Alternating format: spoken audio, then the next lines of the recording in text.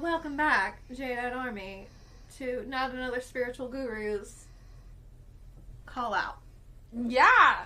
So if you didn't tune into our last episode with CinnamonGrove's natal chart, tune into that and listen, and you can learn about her natal chart more in depth.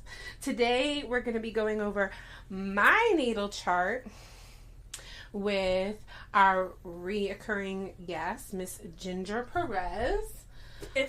Now it's Ginger McHugh. Ginger McHugh, I'm sorry. But if you want to find her book on Amazon, it's under Ginger Perez. Sorry. And that book is called Written in the Stars, Astrology, How to Read Your Natal Chart, an interactive guide for beginners. We will have links in the linky part, and Ginger is going to reintroduce herself and tell you where to find her. Links will be in linky part. Yeah. Welcome back, Ginger, even though you never left, because we did this all in one day. Yeah. No, she did in fact leave, okay? We didn't hold her hostage. Dark humor joke. She did in fact leave. By the end of this, she will go home. We're not keeping her in the basement. Could you hand me that book? Because I'm going to go over some things after we're done reading your chart. So, thanks so much for having me. I've really enjoyed hanging out with you guys. This has been a really good experience, so I'm super excited to see how the episodes turn out. But yeah, let's just jump into it. So, first thing I'm going to go over is your ascendant. But wait, before we begin, do you have any questions specifically about your chart? Not really. I think I asked my little ascendant question, but now I know that it's you read from the very beginning of the house. That's what sign it is, right? Yeah. Okay, so I was confused by that, but now I think I get it. Yeah, and I'll show you here. I'll turn this towards you. This is what your chart looks like. Yes, ma'am. And the first thing I'm going to go over is the ascendant. And yours is in Sagittarius, which means that you are the teacher and the learner at the same time. So you are probably a wealth of knowledge type of person.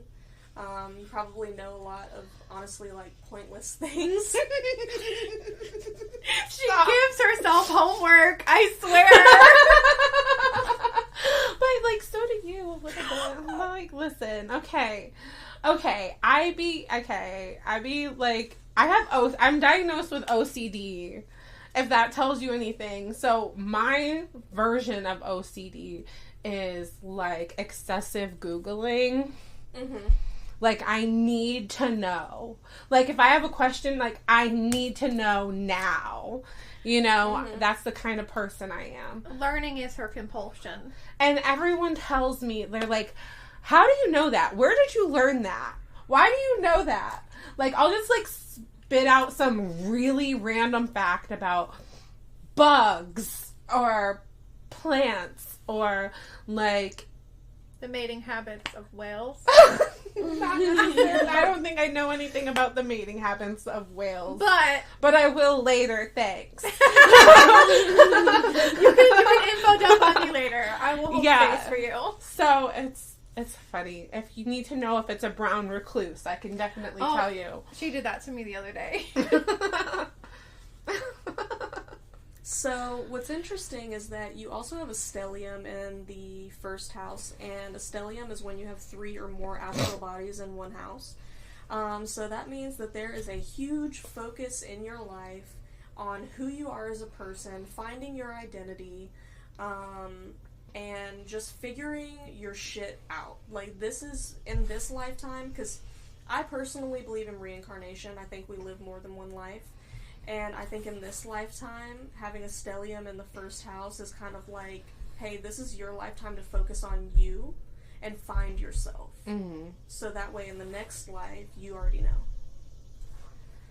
know. With the part of fortune being in the first house, the part of fortune is things that happen to you that are beyond your control, and they can be good or bad. Mm-hmm. With it being in the first house, that could be stuff that happens with your identity, having kind of eureka moments about who you are. You also have Lilith. Is the ruler of that house? What time frame? It is in Sagittarius. Sagittarius season. October to November. Well, her vertex is in Leo. So that would be like fated events.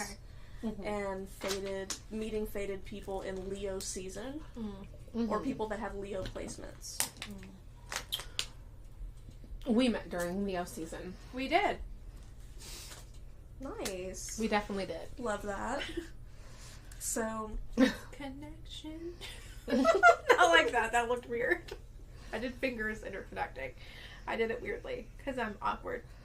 So your Uranus is in the first house, and it's in the sign of Capricorn. So you could like dark humor. You could kind of laugh at people when there's shock value involved. Yeah.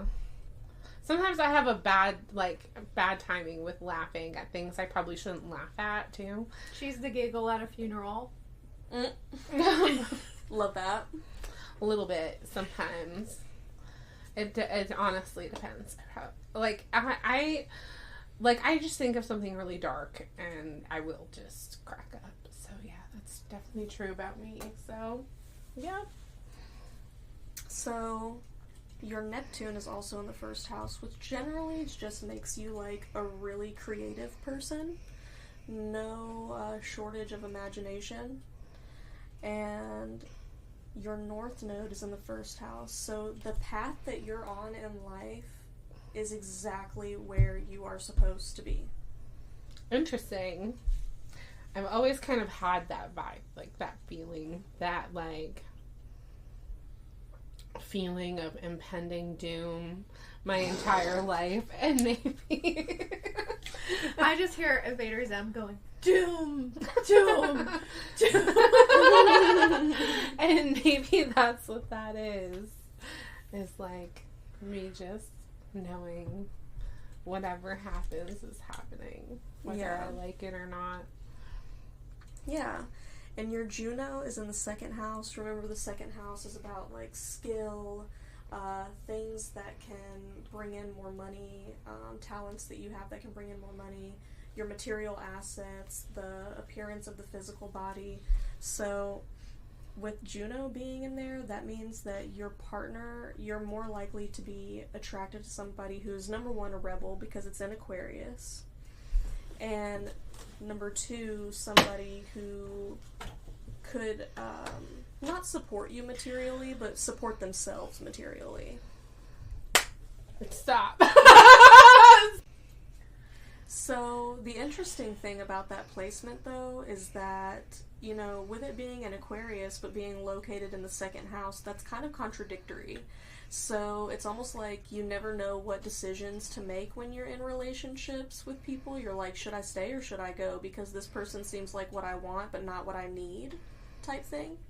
And then your Saturn is in the second house. Saturn is the planet of lessons, obligation, responsibility, karma.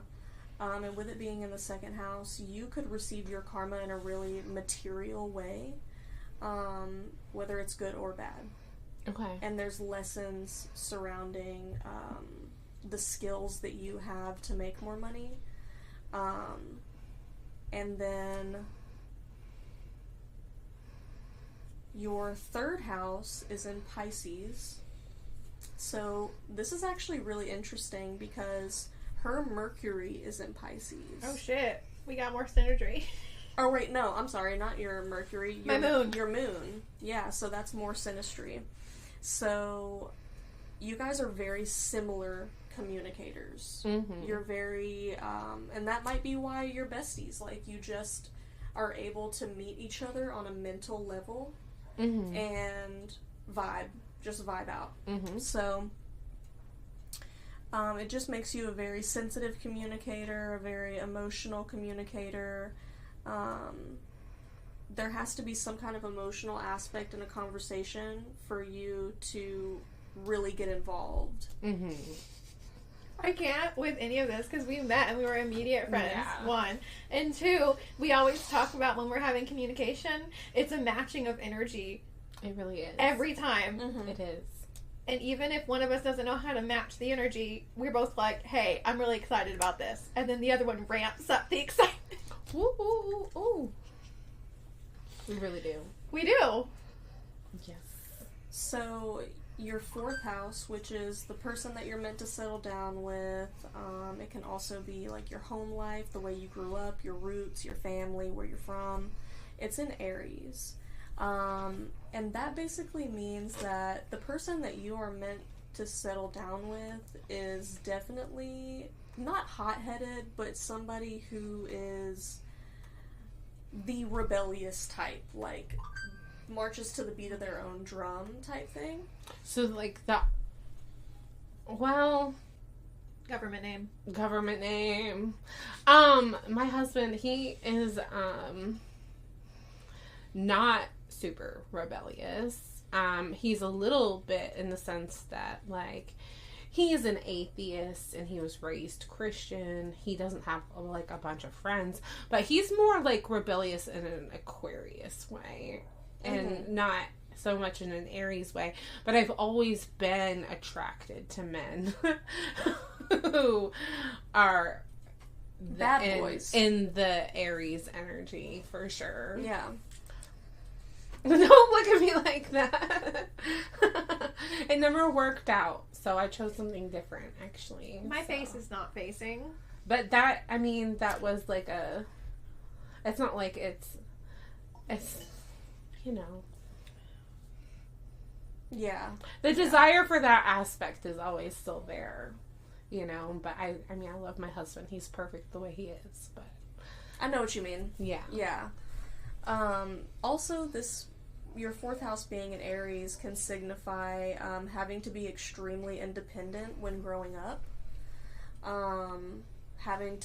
Being forced to figure things out on your own. Yeah, I would say that. I learned a lot of things the hard way. Your 5th house is in Taurus, which is actually a really great placement to have because Taurus is ruled by the planet Venus, which is all about enjoyment and self-care. So with the house of joy and enjoyment being ruled by Venus, that's kind of like saying, hey, you are free in this life to do your self-care, enjoy yourself, find your joy, basically.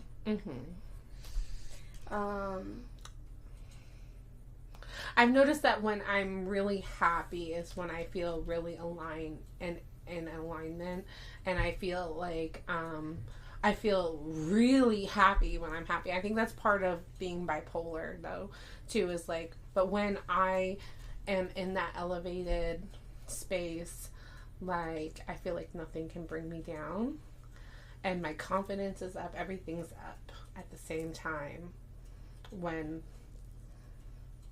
I get in that mood. So yeah, it makes sense. Right. So your 6th house is in Gemini, which is very similar to her 6th house being in Aquarius, because you never know what you're going to deal with on a day-to-day. You're busy, you're like, go, go, go, stuff's got to get done. Also, you have the moon and Mercury. The moon and Mercury located in this house. So Mercury just kind of adds that extra flair to being busy on the day-to-day, while the moon means that you are going to have really positive experiences when you pay attention to your home a lot. Okay. Like, I would look into feng shui or something like that. That's probably why I'm so stressed out. My house is a cluttered mess. So, yeah, because there's definitely an emotional need attached to the home. So I would say do that and you'll notice, like, big improvements. So then we'll move on to the 7th house, which is in Gemini. This is the house of partnership. and contractual agreements. So this could mean either you have married a Gemini, you will marry a Gemini, or... I'm married to a Gemini. Oh, you are? Yes. Yeah, I'm married to a Gemini. Okay. And also, Geminis are the people that you have, like, karmic relationships with. Oh, man. Are we karmic? Did we ask that yet? Bones, dowsing rods, tarot cards. We fucked each other over. No, we didn't. I Maybe. don't think we fucked I each don't other know. over. We have a lot of synergy. We're good. I think that we might be a karmic relationship, but that doesn't always mean No, bad. it's not a bad thing. It's not a bad thing at all. Well, we could have killed each other or something crazy like that. Well, UPG. Oh, yeah, UPG. Never mind. Lots of UPG. I already know the answer. Yeah. We don't talk about. We don't talk about Bruno.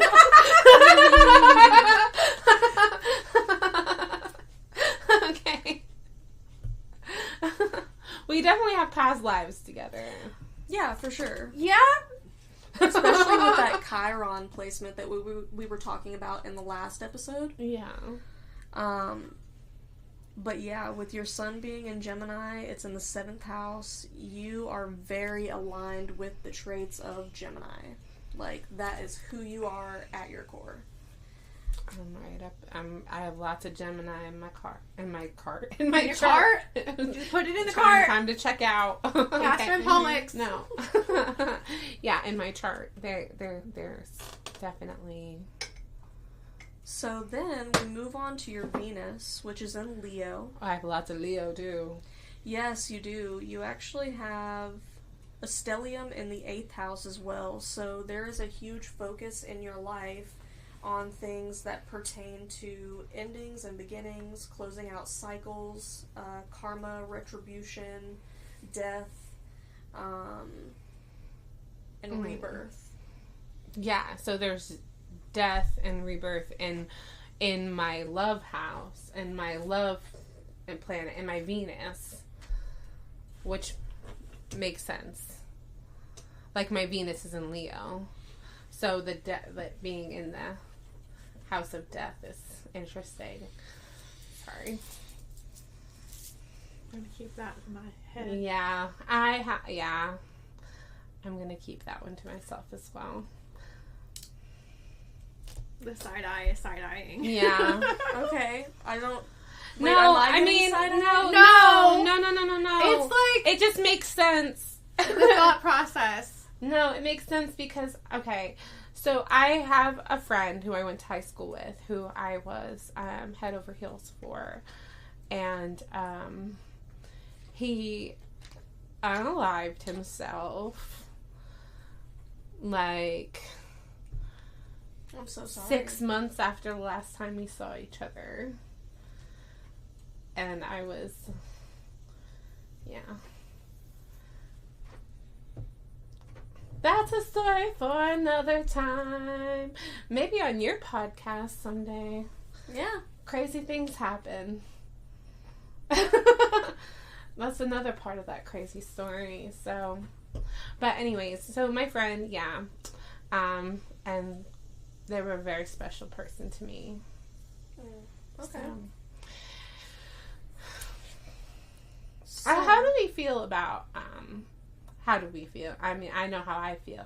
How does Ginger feel about twin flame? Oh my god, don't even get me started on the twin flame phenomena. It is very, like, it has turned into something so toxic. It has, I agree. And I believe in twin flames. I think that they exist. But the whole, like, runner-chaser relationship and, like, oh, he's just running because he doesn't know how to deal with your love yet, and blah, blah, blah. Well, no, because I think a lot of people, like, misinterpret, like, an unhealthy situation for being a twin flame. Yes. Where they don't understand the runner-chaser aspect, where it's not, like, just everybody who's running from you is your twin flame, because that's crazy. Mm-hmm. Like, some people who are running from you genuinely want nothing to do with you, and you need to accept that. I think a lot of it is modern spirituality where angel numbers can be a sign, but if you see them everywhere and you're forcing yourself to sit there and look at it on the clock, it is if you're like staring at the clock, waiting for it to be 3:33, you know, like that's crazy. I have noticed on TikTok especially a lot of people that I think have spiritual psychosis. Oh yeah. Where it's like, it's kind of like, if you're going to be a spiritual person, you've got to keep one foot planted firmly on the ground. Because after all, we are human. We do live human lives. Right. And we are based in the material. You know? So, like, yeah, I think the twin flame thing can get really out of hand really quickly. So I don't even bring that up in my practice. Definitely. I wouldn't bring it up in a reading either, because that's danger zone. I completely agree. But like, for me personally, I had a series of events that led me to believe a certain person was my twin flame. But like, a lot of people don't understand what a twin flame is either. Like, where like, they're not necessarily, and in most cases, not meant to be your romantic partner in life.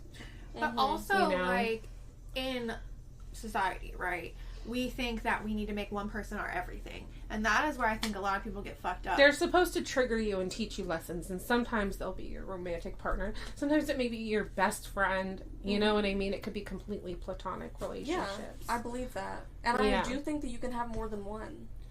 Yeah, that's true too. That's true. I believe that too. Which is like where you think of like the phenomena of like polyamory and stuff like that. You know what I mean? Yeah, exactly. So, moving on to the 8th house, you have it in Cancer, which is very emotional. It is very deep. The attachments that you make to other people, the intimate attachments, are like lifelong, pretty much. Or you want them to be. You also have Mars in this house, and what's kind of funny, we're going to get a little spicy for a second, but Mars is the planet of sex, and when it's located in the 8th house, there's kind of like a kink thing that goes on. Oh, I know all the kinks. Don't worry, I'm not going to spill all of those beans, but that's all I'm going to say about that. Maybe off air, or if you want it on air. She wants it on air. She's so funny. No, like one time, CinnamonGrove was like, I have this special gift where I can just look at a person and know what their kinks are. I was like, yeah, right. No. No, you can't. No. Yeah, that's what I said. And I told you the same thing. And she goes, boom, calls me out. Okay, wait, no, do me. I did you. Wait, when? Mentally, when I did your tarot reading. Oh, when you said I was a brat? Yeah. Well, she said but the same thing about me, though. So. Yeah. Not everybody's a brat. Is this on air? No, not everyone's a brat, but like, I'm a brat. Do you want this on air? That's not exactly what you said. Do you want this on air? I mean, I don't care. Say what you say. Alright. Not Another Spiritual Guru is a brat submissive that likes the chase, specifically, and the punishment. Okay. Yeah, that matches up with her chart. Oh no, I think my laptop just died. Oh no. Could you log in on mine and do it over here? I probably could, yeah. Wait, did that not chart? That doesn't chart. No, it didn't. It didn't work. Oh man, that sucks. It's probably because it's a Mac. Well, I can have it over here. Fancy pants. Got the MacBook. Oh yeah, I love Apple products. I'm still recording. I'm just going to let it keep going so we can switch spots. Okay, cool. Okay, I'm going to... Okay. No, sit back so that I'm not like... hold on. I'm sorry I have shoes on. I'm like not trying to drag them across. They are adorbs. Is my phone right there? Could I... Yes. Thank you. You're welcome. Oh, scratch it, did I? Okay. No, this is a weighted blanket. Okay, cool. So. Cool. Okay. All right. It's been recording this entire time. Just moving around occasionally so it doesn't shut off. Yeah. Okay. Where is the internet? That is the internet right there. Yeah. All right. I was gonna say you could have pulled up my chart for her. You have it she saved. uses a different site though. Oh, but it's still she's just looking at the circle. Well, if you wanted to look, well, I have your information saved in my thing. Okay. I have her information saved too. We go over it every pagan church. Yeah, we have it all in her Astrodentist is what I use. computer, because then we can just pull it up and we can look at where different things are in our chart for those transits and whatnot. Ginger, do you want the answer? Yes. She wants the answer. Yeah. Let's hear it. Okay, this is where I'm at with Ginger. Okay, she is a brat. She is either submissive or she is a switch. Borderline service top or service sub. With pretty much What does that mean? showmanship. Service what? Service top, service sub. What does that mean? You like to be called a good girl, or you like to get praised. Oh for my doing god, something. bitch, how do you know that? Praise for doing something. You like to be called good girl, but in a different way.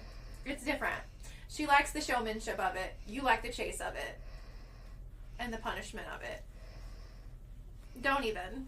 What's the punishment of being a good girl?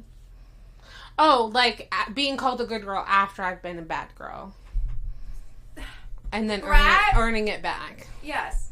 Brat with punishment situation. Got you. She's more of like, I want to do the thing. I want the attention about doing the thing. And I also can not do the thing. But it's more of the fact of doing or not doing the thing. And the service top would be like the same thing as a service sub, except for you're not, I don't know. It's like if I were to cook Garrett a big fancy meal and be like, I do this for you because I want you to have energy for later. Do you know what I'm saying? That Facts. Yeah. Facts. But service sub is more like, I did this for you and you better be thankful for it. with the brat, yeah. Yeah. But I'm not sure if you're submissive or a switch.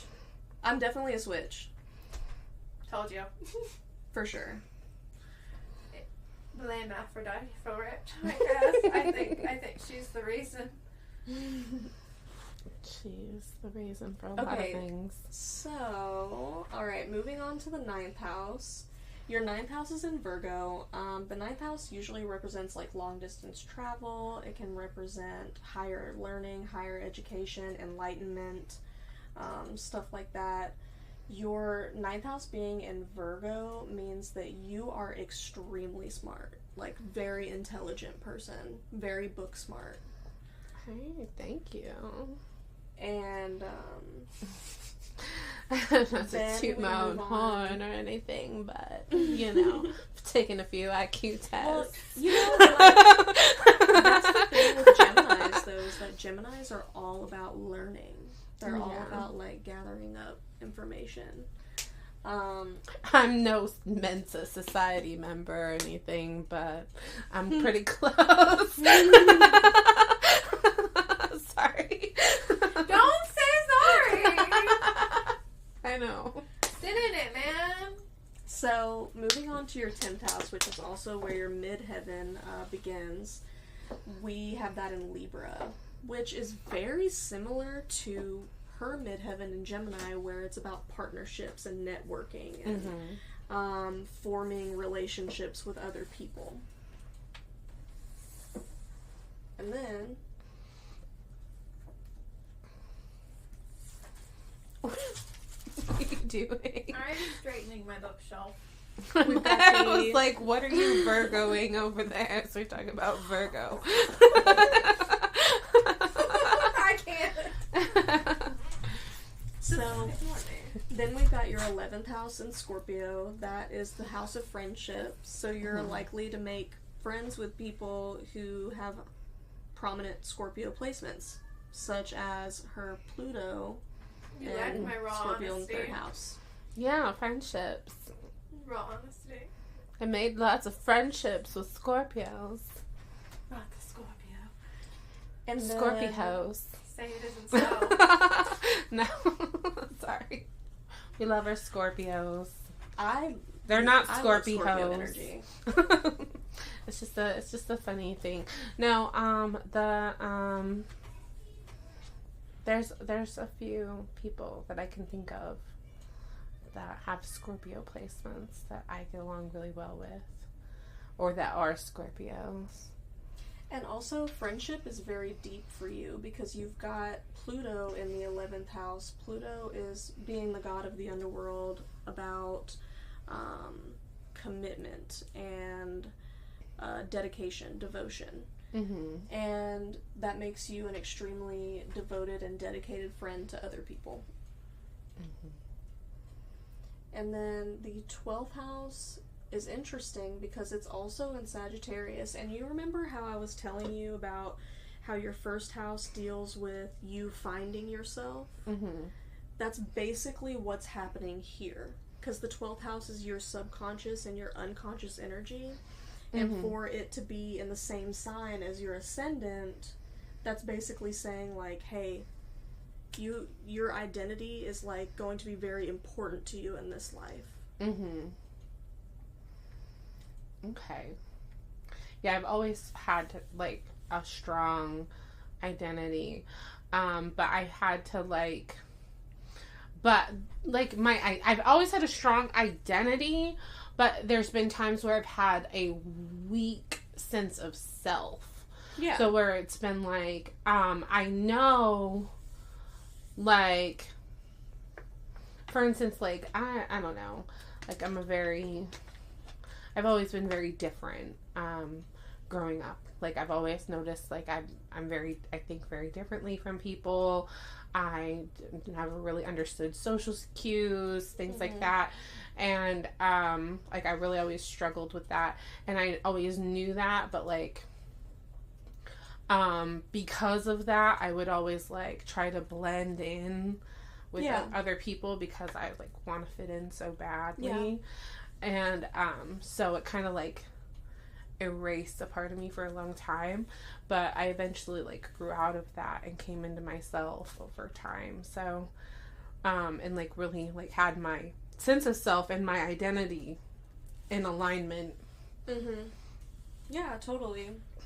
Do you have any questions about your chart? For the most part, I think anything I had questions, I think I've got to that, like, throughout. Oh, okay. So I feel like I have a question for her specifically because of the last placement you just covered and what you said earlier. So different astrologers will say, like, such and such placement is where your magic is, such and such placement is how you should manifest. But with what she said earlier about having good feelings and good things happening, I feel like it's like you manifest with that yourself. Mm-hmm. Yeah. And it doesn't have to be overcomplicated. Yeah. Like, it's just projecting that I'm gonna get this shit and it's gonna happen. Yeah. Whereas I just stumble upon it accidentally. Yeah. Mm-hmm. Totally. But yeah, I do. Would you say that placement specifically would be for but, her? Like, I feel like that's a lot because we're getting back into UPG a little bit right now. But there's a lot of the reason why you need more, like, protection through spell work than I do, because I kind of, like, walk in my protection. Oh yeah, she does. You know, like, I'm very much like, I'm confident in my protection, and I also, like, take accountability for everything that happens to me almost to a fault. Yeah. So, like, I think that, like, when I'm not really giving power away to others. Not saying that you give power away to others, but sometimes we all can do that to some degree where we feel like,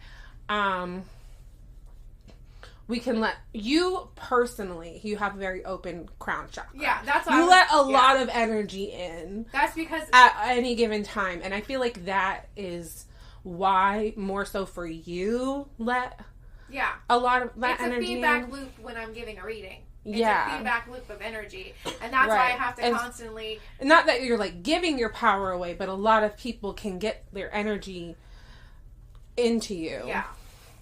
Whereas, like, for me, my wall is this high. It's, like... Yeah. I, like, naturally push out other people's energy. Mm-hmm.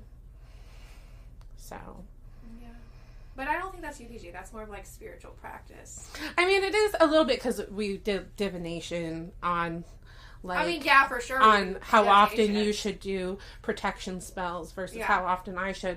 And, like, you should use, like, black, white, gray, and I should use, like, bright colors. Well, I mean, technically, yeah, spiritual practices are UPG because it's unverified gnosis between the people that are in the room. You know what I'm saying? But, like, it is spiritual practice, right? Yeah, so, it like, is. It's not like... My protections are not the same as anybody else's because of the fact that we all should be doing things catered to us. Right, exactly. So, I don't know, Ginger, do you do spell work? Very rarely. Okay. Very rarely. I feel like there's a lot of power in the things that I speak. Mm-hmm. And very rarely do I ever actually have to do, like, ritualistic spell work. Oh, yeah. Okay. So you speak your manifestations into existence. Yeah. So that is the question. Going back, that kind of feeds back into the question. Should we look at our astrology charts to find out where we should manifest and where our power is? Yes. And for you specifically... Swipey. For not another... Where is it? There it is. Spiritual guru. Okay. It's still there. It's still recording. We're good. Okay. There's a couple things that I could look at for that. We could go moon route. We could go Neptune route. So it's kind of like one of those things where people are like, house. dress like your sun sign, or dress like your Venus sign, or dress like your Lilith sign. You need to take... There's so many It's a formula. Yes, exactly. There's so many things that go in. That's why pop culture, astrology, I'm just kind of like, Yeah. Like, don't necessarily dress like your Venus sign. Dress like your rising sun and Venus combined. I do that. Right. Speaking of how you should dress, I was looking into seasons. Oh. Like, people's seasons the other day. Like, what is... I wanted to know what my season was. I'm a warm spring. And then, I just been like... I don't really understand how to tell other people's seasons or anything, but, like, I figured out mine. And so now I'm like, oh, yeah, I need to wear these colors, and, I want to dye my hair strawberry blonde, and... Do it. Do it. Yeah. And then there's just, like, a whole bunch of things that, like, what's your best colors for your season or whatever. Right. I think you're probably a warm spring, too. Because I see, like, it said coppery hair, which I know, like, yours is enhanced, correct? Yeah. Yeah, okay. But, like, it doesn't matter, like, if your hair is natural or enhanced or whatever, like... But, like, your features or whatever, you're probably in the spring category. Yeah. Maybe not a warm spring, but, like, somewhere in the spring category. And I was looking at CinnamonGrove, and I was trying to figure out her season earlier. I want to say fall. I was going to say fall, too. And I was like, she looks really good in, like, browns and gold and mustard yellows. And... things like, and like reddish, like, but like more, with more like brown hue and the red and things like that. And green, he looked good in like green, the same kind of green you have on. I need to get more green shirts. Yeah, but your green shirt makes your eyes pop. Oh. Like, your eyes look the same color as your shirt today. Oh, nice. Yeah. So, like, I can tell that you're dressed for sure in your season. Yeah. Yeah. I'm not. I'm in you're just sweatpants. Yeah. I'm wearing green. Yeah. Packers pants. I'm dressed in my season too, because I have, like, blues and... And I love the bumblebee pin. That's cute. Thank you. I have to go to the restroom. Thank you. I like my red brooches. Thank you. And pins. Whatever, I'll edit if it sounds weird. Okay. I literally will sit through and listen to it 3 times. Okay. I gotta edit the noise, and then I gotta edit the captions, and then I make the little video because we put it on the YouTube, as well as the Spotify. Nice. Yeah. So it's process. Yes. You're our very resident tech witch. So, what awesome other questions lady. do you guys have about astrology in general? We talked about formula, I guess, for Venus, as well as there's a formula for magic and manifestation. Yeah, like depending on just who you are as a person.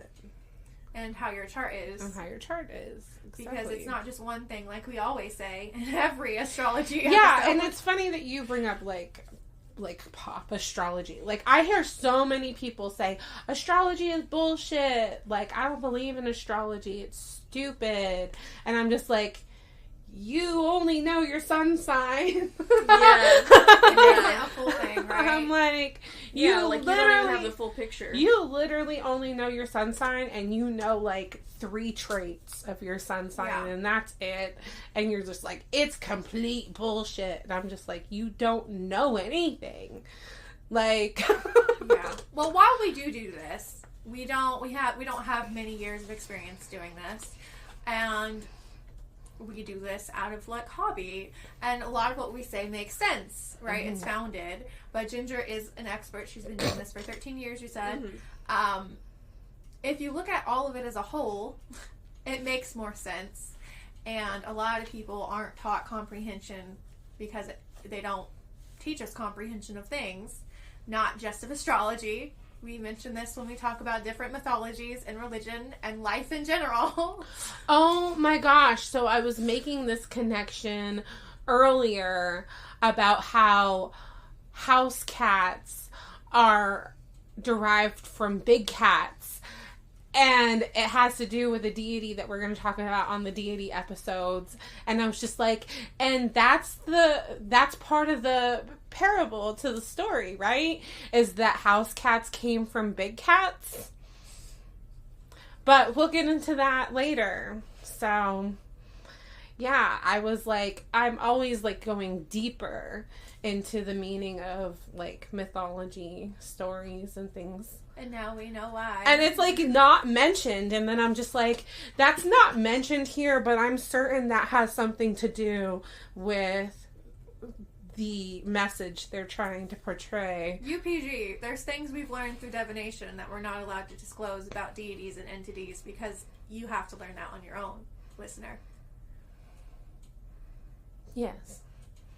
And, we don't knowingly piss off the gods when we talk to them. But I'm not talking about anything that's going to piss them off. No, but I'm saying in general, right? But like sometimes, when you're reading comprehension, you're reading into what the story is telling you, and then you're looking at like what that means during historical times in conjunction with what the story is saying. So then you're like putting the deeper meaning, even though it's not. Behind you is a Rubik's Cube. You are skin picking. Please play with that.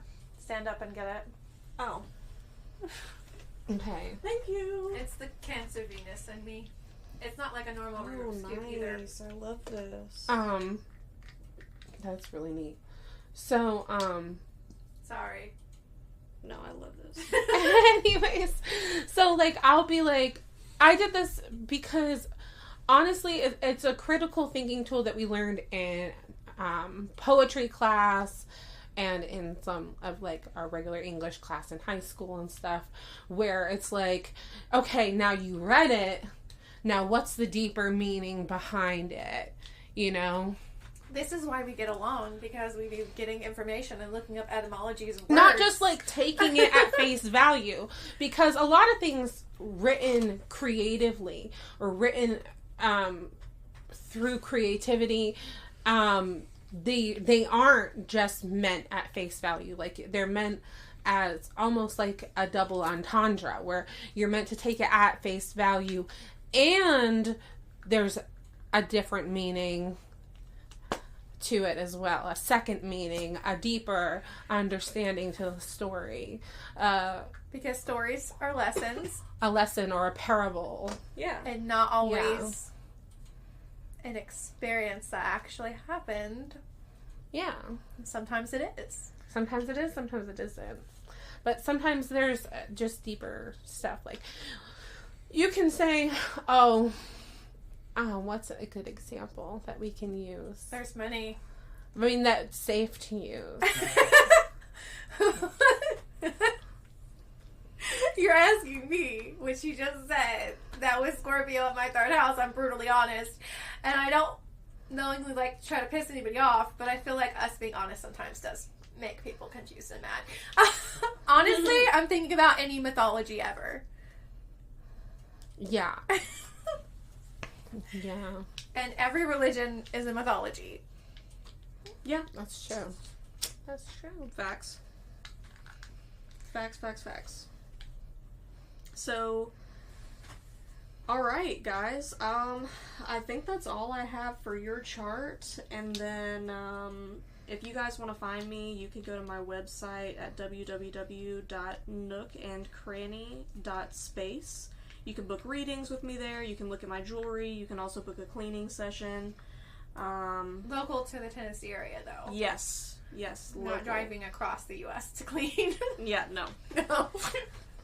Right. I'm sure other services can be set up over the internet. Tarot and astrology. Yes. And you can get Purchase jewelry. Yes.